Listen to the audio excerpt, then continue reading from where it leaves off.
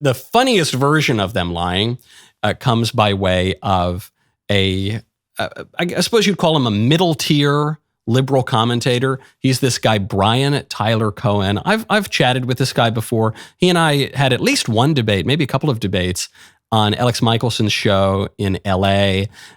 So I've been aware of him for a while. He tweeted out yesterday a picture of Donald Trump shaking a little hand. And if you know the characters involved, you can look down, you see, oh, there's Kimberly Guilfoyle, and oh, that's Don Jr. So he's just holding his son's hand, just shaking his hand a little bit as he's walking off a stage. And what Brian writes is, here is a photo of Trump having to hold someone's hand to guide him off stage. I'm sure this will get just as much coverage as the daily Biden old story gets. So you say, hold on, what do you mean hold someone's hand? That's his son. And it's a still photo of him just lightly touching his son's hand. So is it what Brian Tyler Cohen says it is? Is he grasping on to hold this man's hand so that he can walk off the stage? Well, fortunately, we have video. All the video that's causing all these problems for Democrats, we have video for Republicans too. We have now video of everything because everyone's recording everything all the time. So let's see. Trump's in Hialeah, Florida. He's walking off a stage. What do we see? Okay, he's walking. He's applauding. He's looking good, virile, waving to everybody. Then, for what? 2 seconds, he touches his son's hand. His son is there, just looking to shake his dad's hand. Trump's still waving to everyone else, and he looks down, oh, hey, there's my son. Touches his son's hand for 2 seconds, then walks off stage sauntering like the king of showbiz that he is. This post from Brian Tyler Cohen was a complete lie. And there's a special irony there, because this guy, Brian Tyler Cohen's show is called No Lie with Brian Tyler Cohen, soon to be renamed Lie with Brian Tyler Cohen. I think that to say the man is lying is probably the most charitable take here. Because if Brian Tyler Cohen is not lying, he must be the dumbest person in America. And I don't think I'm not saying the guy's a Rhodes Scholar, but I don't think he's so dumb as to believe that picture represented Trump, holding on for dear life, trying to get off the stage. Surely this guy, Brian Tyler Cohen, would have looked at the video before making this post, or surely he would have done even 2 seconds research to see, no, that isn't it at all. He just totally misrepresented it. So I think in fullness of charity, I have to say the guy is lying. So why are they lying like this? Because that's the only thing that you can do if you're trying to defend Biden on the charge of senility. If you're trying to distract people away from the fact that this man probably couldn't make himself a fried egg in the morning, much less be the president of the United States with any vigor or competence. And this is really pitiful. I really hope I never become a political commentator like this, the kind of guy, the kind of hack who just has to lie. To lie on behalf of some politician? I hope I never become that guy. I am a partisan. I am involved in active politics. I'm not a totally disinterested observer, far from it. I'm a conservative. I'm a member of the Republican Party. I hope Donald Trump wins the election. I hope Joe Biden loses the election. Absolutely. But I would not lie to you in order to try to score some point for some politician. I would never do that.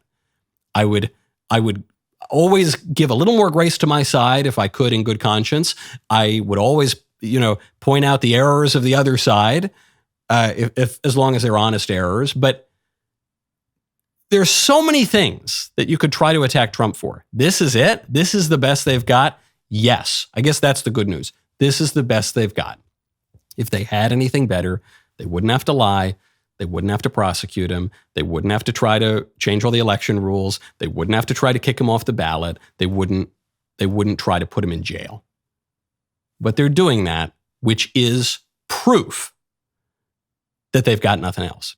Right now, go to expressvpn.com/Michael Knowles Show. Let me ask you something, huh? What if there were someone out there who kept a log of every single thing you did every minute of the day? I think that would be pretty creepy.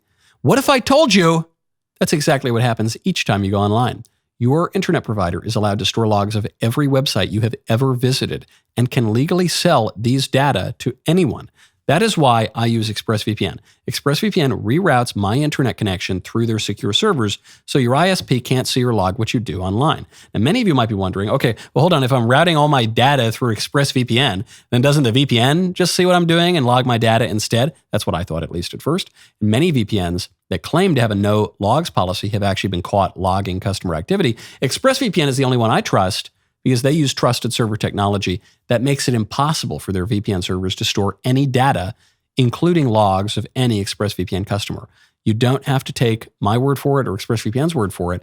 ExpressVPN is so confident in their no logs claim, they had one of the biggest assurance firms, PwC, audit their technology. Stop letting people keep logs of what you do online. Go to expressvpn.com/Michael Knowles Show. Get an extra 3 months free. expressvpn.com/Michael Knowles Show. That is expressvpn.com/MICHAELKNWLESSHOW to learn more. Yesterday, President Biden announced his plan to give amnesty to more than 500,000 illegal aliens. This program is manifestly unconstitutional.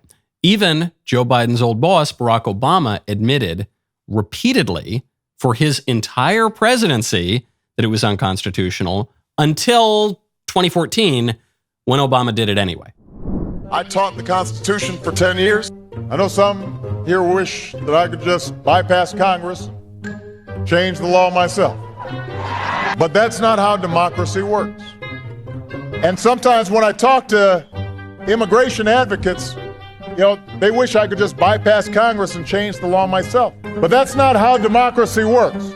That's not how our democracy functions. That's not how our Constitution is written. This notion that somehow I can just change the laws unilaterally is just not true. What you're not paying attention to is the fact that I just took an action to change the law. Wait, what? Hold on. Years and years. I can't do this. It's unconstitutional. I taught constitutional law. I can't change the law by myself. I can't change the law by myself. I changed the law by myself. And he did it. And it was so brazen because he had previously admitted that he couldn't do it, but he did it anyway because why not? Who's going to stop him? And now Joe Biden is doing that same thing again. The way he is working around the law this time is by granting these illegal aliens parole in place. It's a workaround to immigration law that goes even further to give the illegal aliens work permits, Social Security cards, and eligibility for welfare programs. And that's just while they're waiting for their green cards and eventually for their full citizenship. Joe Biden is calling this policy the Keeping American Families Together order. In fact, the policy would be better named the "Oh crap, I'm down 20 points among Hispanics" order. Biden is not even being subtle about this. The policy specifically benefits illegal aliens who are married to legal U.S. citizens. That is to say, it benefits the spouses of people who can already vote, who are, by the way, overwhelmingly likely to be Hispanic, the group that Biden is losing in droves. This is a naked ploy to buy votes by subverting the law. And unfortunately, thanks to our current political economy, it might work. That was a good clip. Now, ring the bell, subscribe to the Michael Knowles YouTube channel. We'll see you next time.